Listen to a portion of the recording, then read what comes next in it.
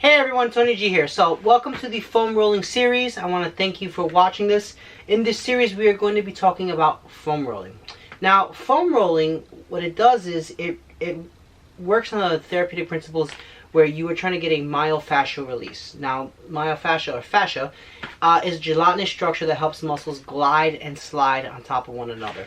Okay, often people will say that oh, I got a knot. Now to physically tie the muscle, it takes about 440 pounds of force to tie a muscle into a knot. So we're not actually knotting our muscles. What's happening is that you're generating something called a nodule inside the fascia, which is perceived as a muscle knot. Now this causes disruption in the way that muscles glide and slide on top of one another, creating friction, which ultimately creates pain and or tension into the body. Now with that being said, the only way to kind of work on this is either by a self-massage with a massage gun or by using a foam roller. Now, there are different types of foam rollers out there. The market is pretty much exploded, right? You have nice long ones, you got big, nice little short ones just like this. You have some where you have the high density. You have some that are a little more squishy with the low density. Some of them are hollow with these kind of really cool ridges on them. And other ones look like they belong on a monster truck, where this looks like it could tread some snow.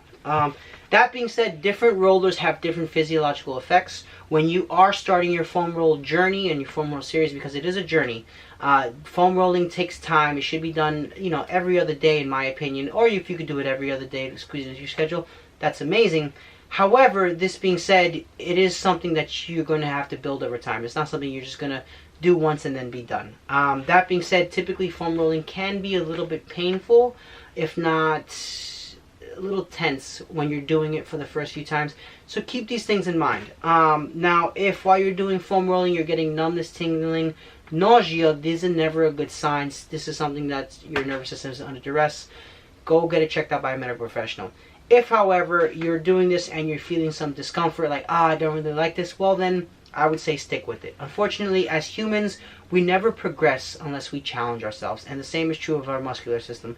Because our nervous system can generate a massive amount of tension into all of our muscles and our bodies, including our nerves.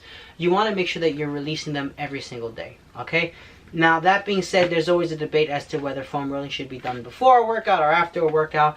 I'm not really here to debate those topics. However, I have found that foam rolling does help stimulate the parasympathetic nervous system, which is your rest and digest one. So I would typically do my foam rolling before going to bed. This helps down-regulate my nervous system, kind of tell my body, okay, hey, we're winding down for the night. It can also help with repair as well as pushing any inflammation fluid or markers that we will have running into our body. That being said, it's just kind of also a good night routine that I use to kind of help tell my body, okay, hey, we're turning down for the night. So that being said, give it a try. Let me know what you think. Okay, as always, everyone, please make sure to like and subscribe. I hope this video helps. And just realize that fitness, it's a journey. It takes time. You want to make sure that you're doing it. The more that you foam roll, the better you're going to feel, because once you kind of release all this tightness, your muscles are going to be able to behave the way that they should be, and you're going to be noticing just a general improvement in blood flow as well.